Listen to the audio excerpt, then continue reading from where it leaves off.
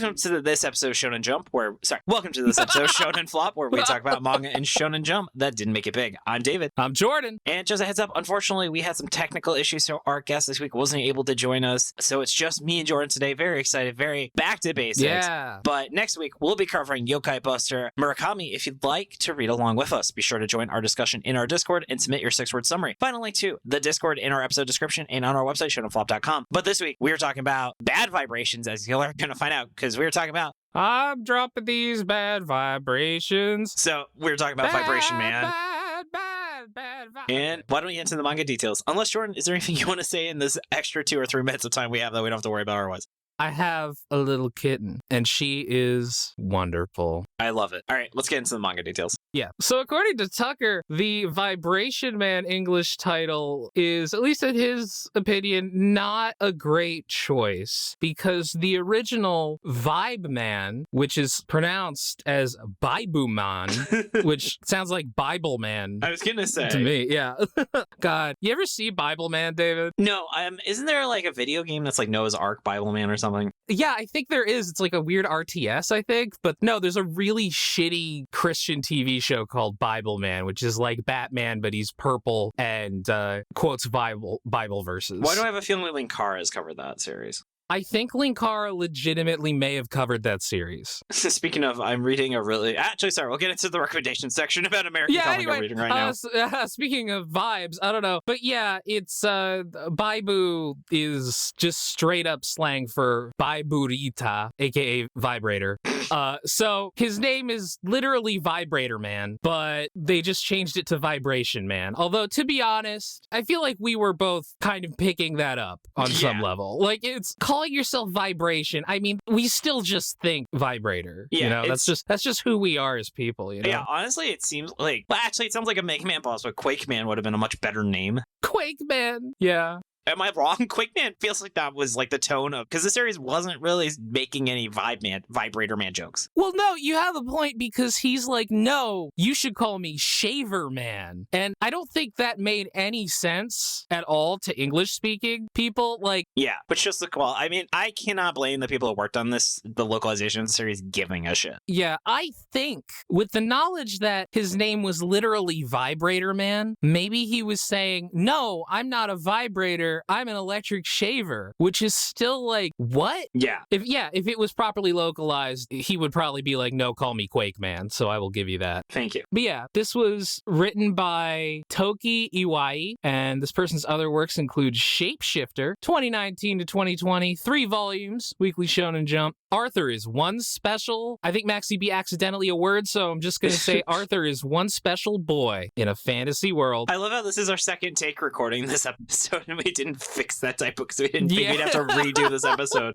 We literally did a dress rehearsal for this episode. But yeah, he's a special boy in a fantasy world where shapeshifters dictate the outcome of a great war. Did not do particularly well, which is why it only went for 3 volumes. And another work was Tenmei no Gamma, 2021, 3 chapters, Tonari no Young Jump, a mini-series that ran in December of 2021 set in Delta City. But it's like Delta is in like a triangle, you know? Man, Metal Gear Solid 3 Delta still hasn't come out. I feel like they've been working on that for like 5 fucking years. God damn it. Yeah, hugely for the people making it. Ugh. But yeah, it's a city once ruled by devils, but it was freed by angels. Alas, the devils began seizing power again. Oh no. And one man must stand against them. Wow. That's so cool. It only went through 3 chapters, so I'm assuming the plot did not go super deep. Yeah.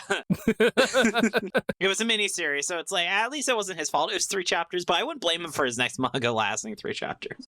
Yeah, I mean, I see 3 chapters, I'm like, holy shit, but no, it was a miniseries. Mm-hmm. But we're not talking about that, we're talking about Vibration Man. It was published in Shonen Jump Plus from April 20th.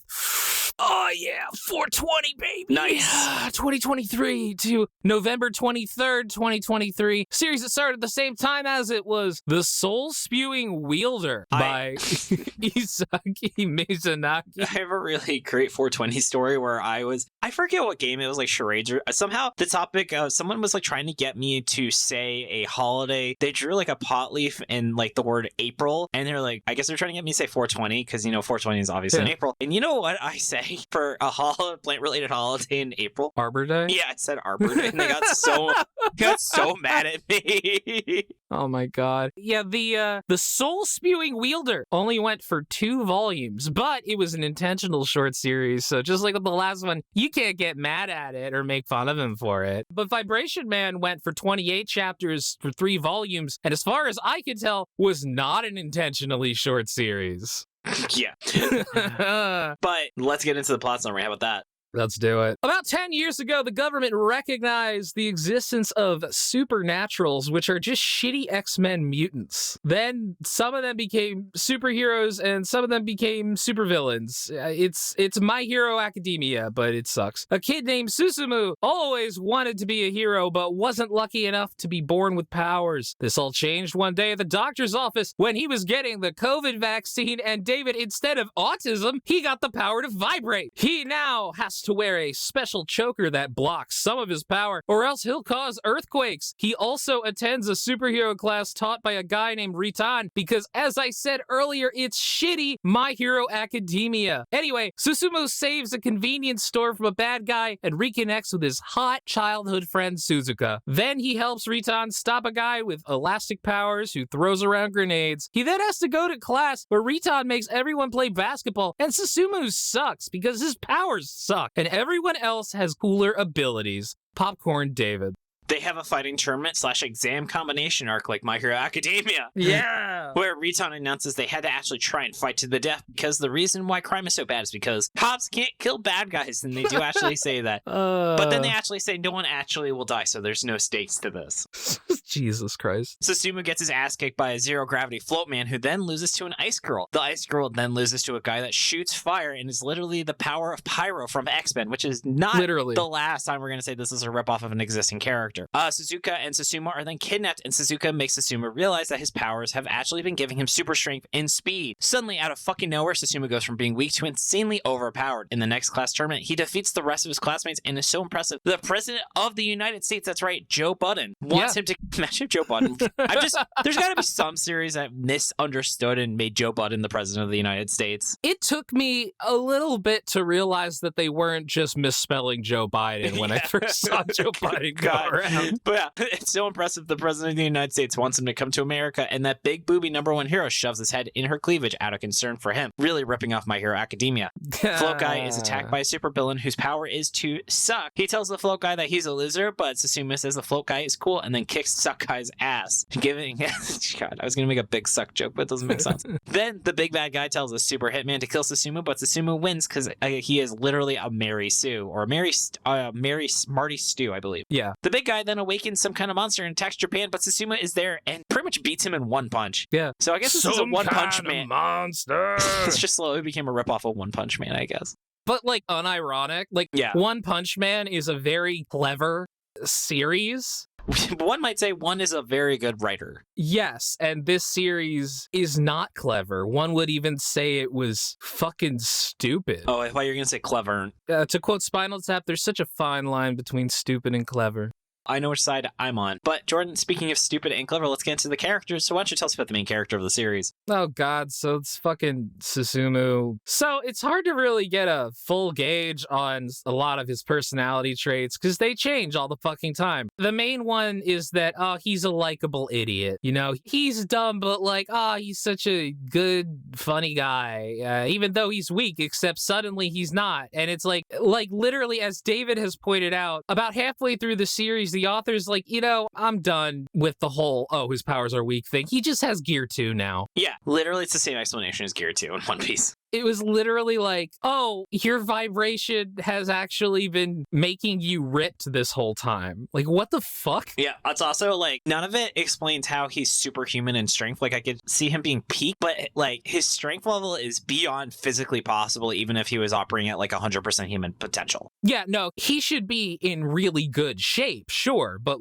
he has Superman strength. Yeah, he should be at most Captain America level, which he's way above. Yeah. Also, I thought it was super weird where there's a thing where he's fighting a rubber guy or something and he does something that very clearly is him trying to kill the guy, and it's only because the rubber guy had way his power worked that he didn't know that he didn't die, and he's like, whoa, I could have killed him. And I guess he's just kind of would have been fine killing someone if he needed to. To clarify, I'm pretty sure what he does is he takes a shard of glass and shoves it into the guy's neck and vibrates. And, like, it doesn't work because that's not how the guy's power works, but it's like, yeah, dude, you essentially tried to kill him. And then later it's like, I can't try to kill people. And it's like, you fucking are. Yeah, it's always interesting in media. Like, kids' media has that a lot too, where it's because of a factor they weren't aware of that prevented them from killing someone, which is why I guess I can show it. But that doesn't take away the implication that they were clearly trying to kill someone with what they were doing. You still did attempted murder. Yeah, I think this is actually a pretty good sign of how bad the writer is, that he never really thinks about the implication of that scene.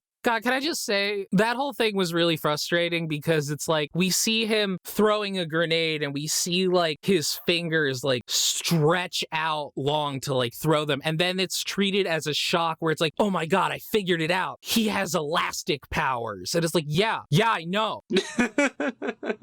It's so stupid. Yeah. Also, he dyes his hair to honor his mom, but I also think that the author might have forgotten his hair was dyed at points because I genuinely think the author thought that his hair color was, he got it from his mom. If he and his mom have the same hair color and it's shown that he dyes his hair, his mom's hair also has to be dyed. Well, I think that was the point. His mom had dyed her hair. Well, she also dyed herself. Oh, hey! ho, ho, ho. But no, I mean, the implication is that she was like dying of some vague cancer thing. So she was dyeing her... She had soap opera disease. Yeah, she had soap opera disease. So she was dyeing her hair in the hospital, I guess, on her deathbed. So that's nice of them. God, I'm remembering more of this series as we're talking about it. Yeah, God. Oh, God. Let's talk about Suzuka, yeah, David. She's a childhood friend. She exists to be fan service. The series is like, I need to have a female character. I need to have a normal person for comparison. I don't know what to do with these characters because the power level gets too extreme to have bystanders. So she just literally exists to be like, here's an ass shot, here's a boob shot, let's keep on going with the story. Oh, I think she has one more very important purpose, which is when Suzumu's feeling bad. She's like, nah, dude, you could do it. Actually, you're really cool. Oh no, I got kidnapped. Save me. Yeah. That's what Suzuka does. That's what she's here for. Because they both get kidnapped. At this point, Suzumu's powers are still really shitty. And then she's like, wait a minute, you should have really strong powers, actually. He's like, fuck, you're right. And then, oh God. And then he just has strong powers. Yeah, it's just so stupid. And she was like, her mom was also really sick when his mom was dying, so she was there for every single plot relevant conversation, just listening. It was so fucking funny because like it was literally the I love you 5 ever thing where like his mom was like, Susumu, mommy's dying, and then Susumu runs away and then Suzuka sticks her head in and hears her mom be like, damn, he ran away, I couldn't tell him that I hope he accomplishes his dreams. Yeah, what the fuck? I hate this series. All right, and then Jordan, tell us about Riton. Yeah, so Riton is like, oh man, he's like so cool, like Kakashi guy, like yeah, he's literally like, the author is like, if I write myself into a hole, Riton fixes it. Literally. Which happened with the Vibration Man fight, or with the Rubber Man fight.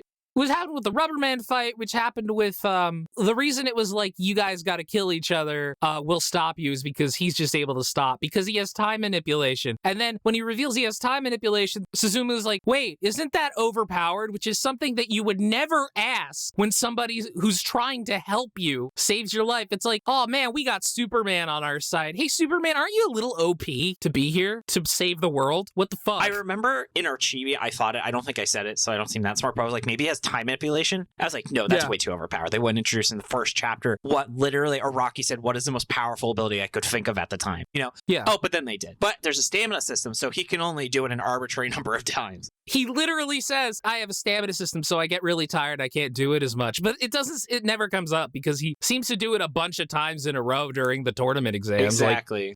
But his power is also to, it's actually closer to like, it's somewhere in between Dio and Josuke's ability because he can actually just reverse time for inanimate objects. He has Josuke's ability, more or less, from part 4. A lot of this feels like, what if Araki was stupid? Yeah, this is like, I don't want to say this is someone trying to write Araki who doesn't understand Araki, because this is not Araki coded, but he does. Yeah, I don't really. It's just like weird. He's like he's Rocky's inspired, but he doesn't get it. It feels closer to Hunter x Hunter coded. This is definitely Hunter x Hunter coded. Yeah. Let's get into the part that I think we've been doing this whole time, which is why it failed. Yeah. Let's get into it. Jordan, I'll give you the honor, my friend. Why don't you tell us what were some bad things about the series? My God, 2 fucking tournament arcs. Right? Why? And most of it is off screen. So stupid. It's like we get like one fight between Susumu and this other guy who can float, a fight between him and the floaty guy and the ice girl, and then this guy just shows up and one hits everybody. And then the next tournament, we get like a page talking about how Susumu beat the other guy in like under a second, and then the entire rest of it is off screen and Susumu wins. What the fuck's the point? Like, they built up Pyro. I thought he was going to join the squad and be friends, and they'd have like a Goku Vegeta style rivalry, right? Yeah. Where they're like, nah, there's just like, nah, actually he's super OP and he just didn't realize for the majority of the series. So here you go. He just kicks his ass and then the character just is written off, which the author did actually, like, the guy really didn't want to be a superhero. So I guess it was easy to write him off and just be like, he actually didn't, which could have been really clever if the series was good, but it just seemed like ridiculous how that happened. So fucking stupid. Like, oh my God. Also, man, these are stupid abilities. Yeah. Like, the guy who floats. So one thing that the author kind of starts to do that I think is like kind of interesting and Togashi coded is where he's like, but what is making him float? You know, is he like, can he like actually fly? Does he have some kind of invisible hand moving him? And it's like, no, actually, he gives his own body zero gravity and then he flies up, gives himself gravity again, and then does links down A on them. He just meteor smashes. That's his whole thing. And it's like, that's kind of lame.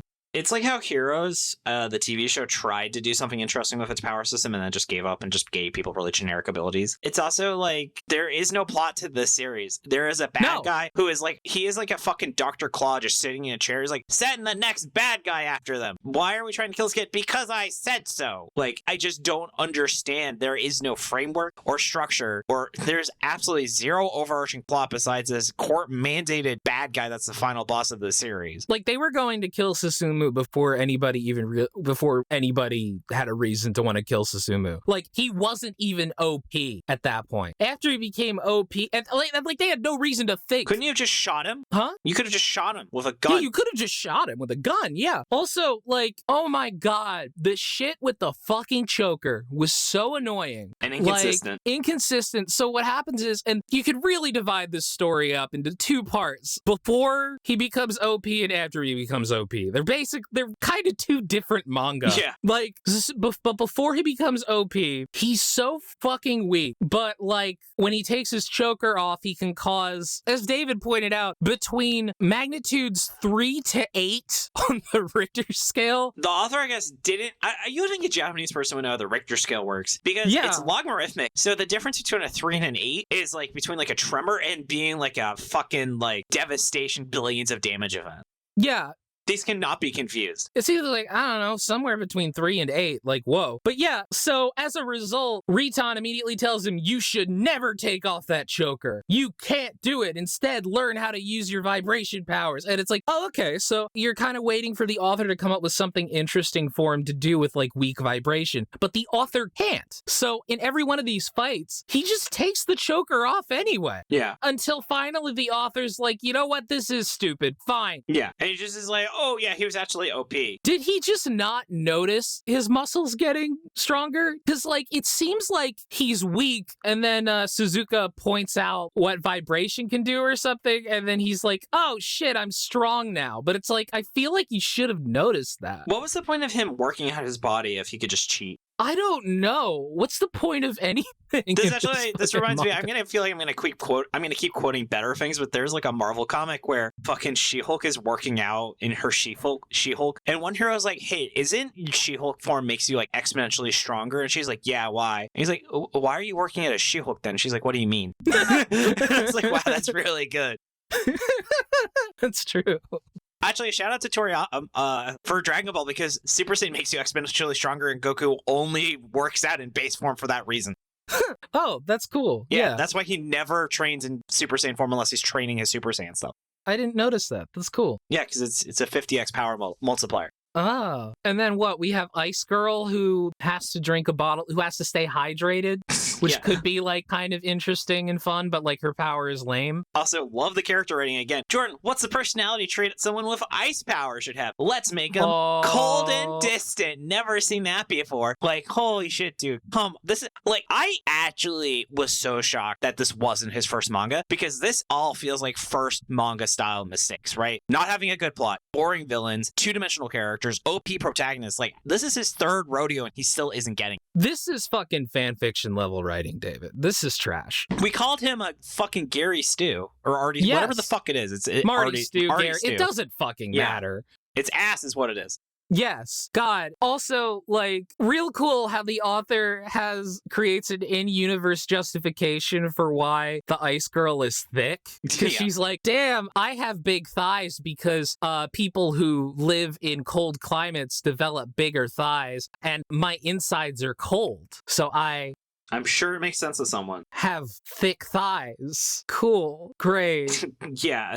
There's no characters of note. They're all stupid. No, the fight between her and the zero gravity guy was so fucking annoying. Yeah. Because they're all like, the majority of these fights is just figuring out what your opponent's power is, which is not what it ever looks like anywhere else in the manga. And way to not use the King of the Hill style system at all, because everyone just keeps losing. God, you said King of the Hill style, and I'm just like, thinking like the Hank Hill style fucking tournament. Hank Hill could have saved this. Oh, God. Also, one of my biggest observations is this story ultimately feels like Travis McElroy from the Adventure Zone wrote it. So let's talk about Graduation. For those who know, Graduation is one of the worst D&D podcasts. And then everyone's like, okay, that's clearly not his thing to DM. And then he's come back and did an even worse job where he actually did a superhero story, which has a lot in common from my understanding, where you have a shitload of characters that do nothing. There are no stakes. No one actually really gets hurt in this series. The fact that the fucking Riton has time manipulation so he can unwind all of the damage. The whole fight to the death, just kidding, it's not actually a fight to the death. That'd be too interesting. I literally could have seen Travis McElroy saying that exact sentence, God, I can hear him say it too. Oh my God. Is that before or after he did the furry one?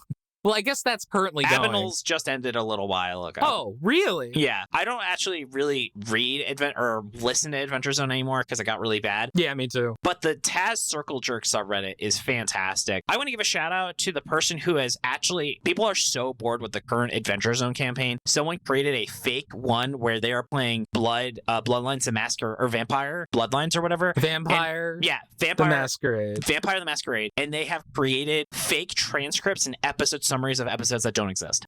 Oh my God. And it's way more interesting than what they're actually doing. I don't know how anybody let Travis get away with making a fucking furries version, which it is. He's like, that's because none of them care anymore. Yeah, you're right. None of them give a shit anymore at all.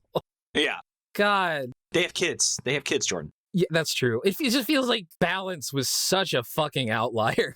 Yeah, and then also, I think my final point is also there's no real internal consistency. They talk about how superheroes are known. Yeah, maybe the rate is 1 in like 10,000 people, but that still means there's thousands of people with these abilities, and they like see something and like, whoa, was that special effects or something? Like, people have superpowers in this world. Why are you questioning if something supernatural is real or not?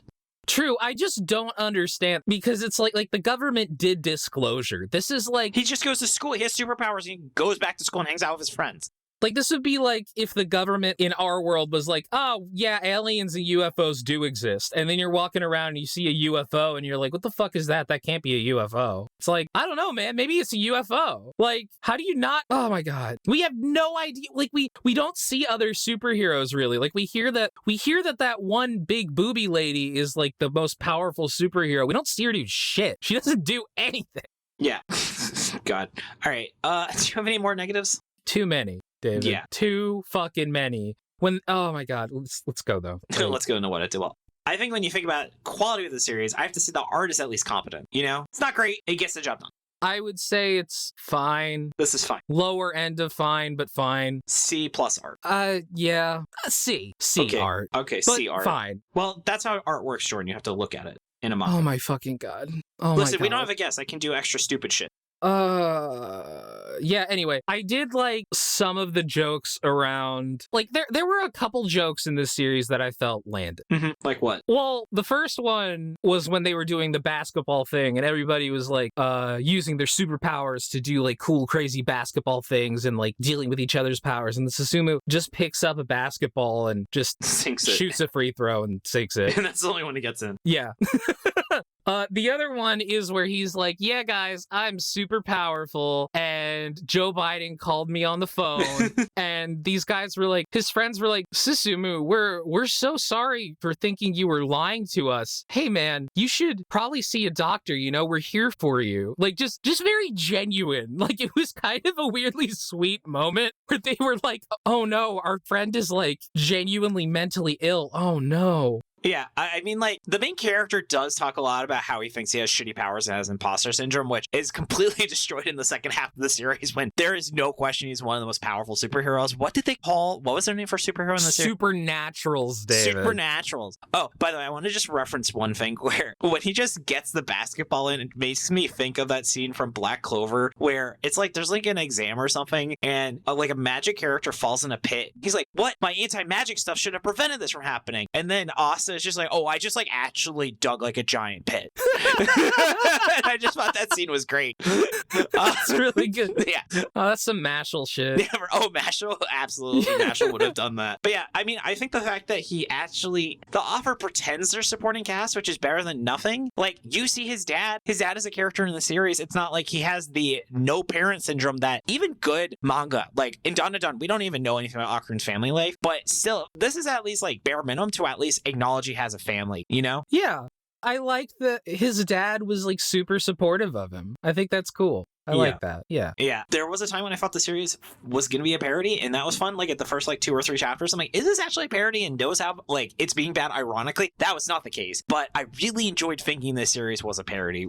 You know? God, it's so funny how in your attempt to be charitable, I feel like you're often like, well, this series sucks, but like maybe it's on purpose. Yeah. So always hope, Jordan. Maybe. It never is, but there's always hope. No. Yeah. Also, there was a cool moment where when he's wearing his collar, his power is limited to like 10%, but he's like, I don't have to distribute 10% of my power in all over my body. I could focus it and really be at full power in one specific part of my body, like by punching someone. I thought that was really clever. It doesn't matter after that scene, but at least that was some thought the author did put into his power system, and I thought was the natural direction it was going to go because it makes a lot of sense as an evolution of his limits on his powers. I mean, I don't have many more positives here, so like, yeah, we should just move to the next segment, I think. Do you have anything else good to say about the series? The vacuum guy, big suck, looked kind of cool. The suck guy, yeah. Yeah, the sucky guy had a not sucky design. He was all right. He was, that was a C+ design from a C art series. All right, let's get into where it could have gone. Yeah. All right, Jordan, what did you think? What would you have changed?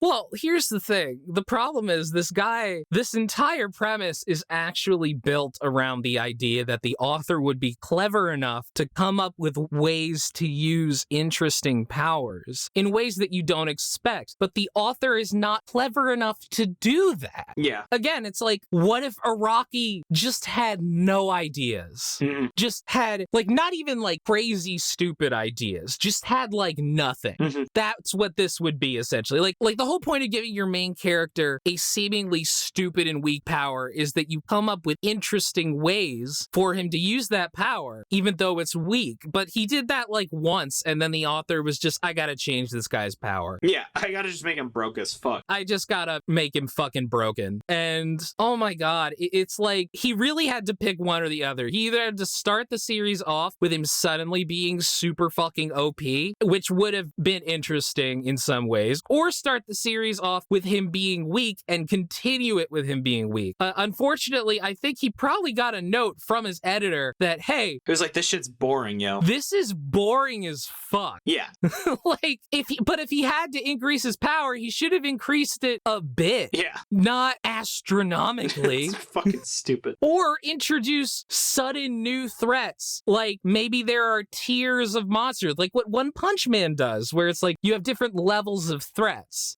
And so it's like all of a sudden he gains like super crazy power, but there's kaiju that he fights now. But no. They do. It's just the second assassin he fights is like S-Ring. Yeah, exactly. God, Golden Hearts has that same issue. He just wipes the floor with him. Like, oh, God. You know, honestly, I think the basketball scene was really great. Just make it superhero sports league. Just go all in. I want to see what is, iShield 21 showed how superpowered you can make it technically without superpowers. Go a step beyond iShield 21, speaking of One Punch Man. Go Space Jam. Yeah. The other idea, I'm just thinking about that basketball episode of Futurama. The guy with the stretch arms. I'm surprised they didn't reference Space Jam during the basketball. The guy who literally can stretch his arms. Oh my God. Also, I think it would have been cool if we could have seen like year 2 of like the development of the superhero world. Like My Hero Academia doesn't really talk about when the population's big enough it really changes the fabric of society. That would be cool. Show the creation of it. What were the instances that required this special league of superheroes to exist? Let's see the actual construction. How are the governments reacting to now 1 in 10,000 or 100,000 people legitimately have superpowers, which yes, we see in the X-Men, whatever. Not from a Japanese perspective, We haven't seen it from a Japanese manga perspective like this. So I just think that would have been really cool. But ultimately, either this also could have been a parody or you needed to just completely throw this in the fire. There's really not a lot of usable parts to this series. I feel like that's what the author was trying to do, though, because it was like, yeah, superpowers were announced 10 years ago, and clearly we haven't really fully gotten everything established. We're still doing that. It's just, it wasn't interesting. Like he didn't get to that. He couldn't do it. He just couldn't do it. He just couldn't do it, yeah.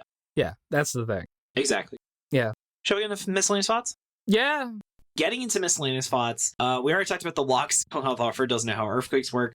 Why was he dressed like Charlie Brown? Like, why didn't he have a Charlie Brown shirt on? Oh, good grief, David. Good grief. There we go. Should we get into messaging of how vaccines apparently cause superpowers or something? I love that. So, at the end of the series, he's fighting off against this, like, super hitman, and the hitman's like, you're really gonna support this government? These government guys? I mean, don't you realize that, like, you guys are just there to take the fall for the government if you get hurt? And also, like, the government is giving people powers through vaccines? And, like, Susumu responds by being like, yeah, that sucks. And I'm like, does it suck? Yeah. I don't know. That doesn't seem like he tried to make it kind of a morally gray thing for Susumu to be a part of the government superhero league, but it's like he didn't do a good job of justifying why there's much of a conflict there. I guess it would be like, oh, you'd have to be an unlicensed superhero. Wow. That's almost interesting. Yeah. Oh my God. It was just dumb. Like, I don't know. It is kind of hard to come up with other things to say about it.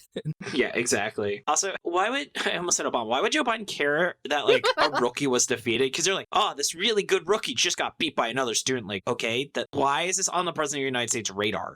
We have no idea or scale for how many superheroes there are or how prominent they are. There's enough for there to be a Japanese superhero who's considered number 1 in Japan or something. So presumably there are more than just her, but also not so many that Joe Biden wouldn't be paying attention to this. Yeah. It's very strange. Finally, for me, I love how they talk about how it's like real life stats, like your physical strength, are not determined by anything except for your DNA. Despite one of the plot elements being that he needs to work out to become physically stronger. Yeah. God, I hate this series. Also, MaxyBee said they have absolutely no notes. That's how unworthy this series is.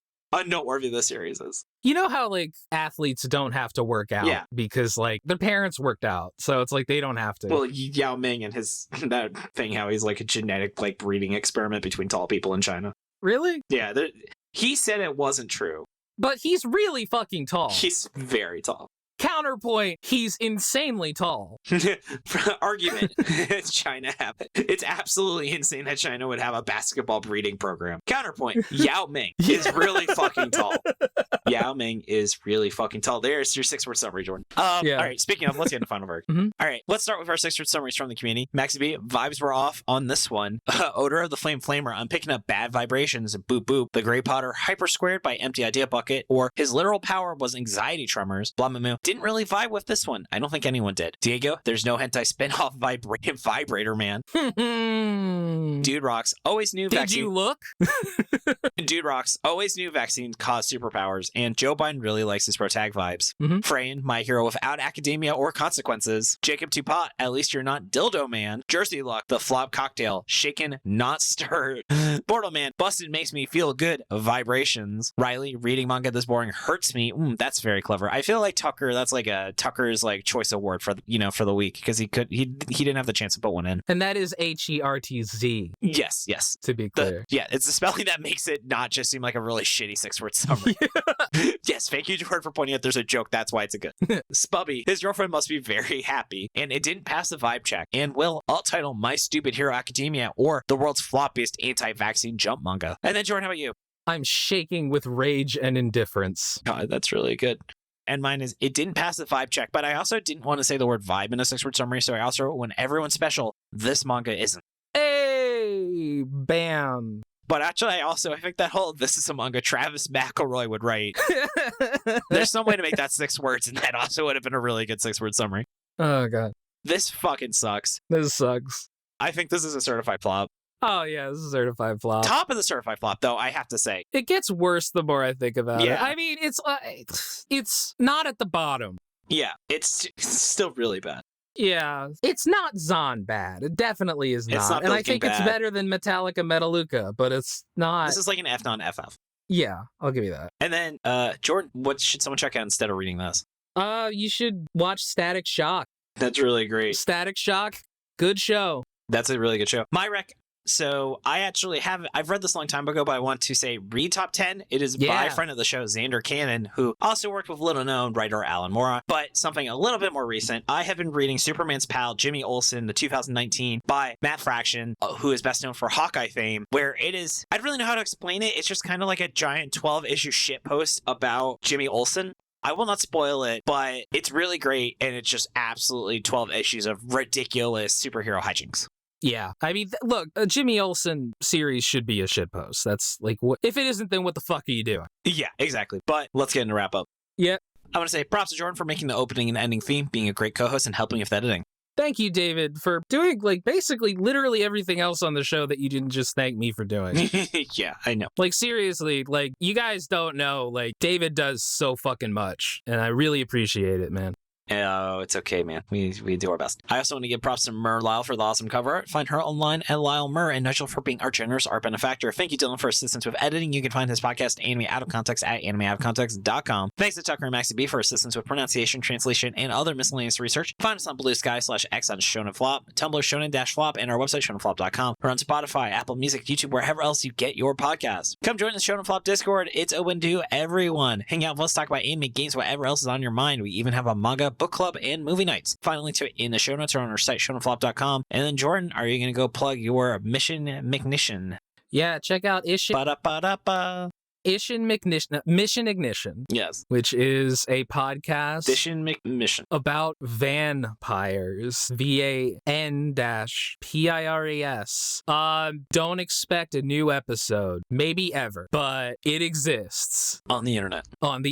Yes. All right. And check out my art on Jordan Forbes Art on Instagram. Nice. I also want to give a shout out to my wonderful wife, Rachel. She is just the best. I'm very excited to be hosting people for a nice little dinner party. And my adorable dog, my Puppuccino Ravioli. I spent like 45 minutes making my lock screen a silly photo of Ravioli so that the thumbprint indicator would line up with her nose, and it looks really cute. Oh, you say silly picture of Ravioli as opposed to what? There are normal photos of Ravioli. She can change her face, so sometimes she's a little goblin and sometimes she looks very serious. I don't know why. It's just sometimes I look at her and she just looks like a normal dog. It's weird. Oh my god. All right, let's get into sign off. Yeah. Thank you so much for joining us. Tune in next Monday as we give our first thoughts on Yokai Buster Murakami. This has been David. This has been Jordan. And you've been listening to Shonen Flop. Keep on flopping floppers. Yeah. Bye.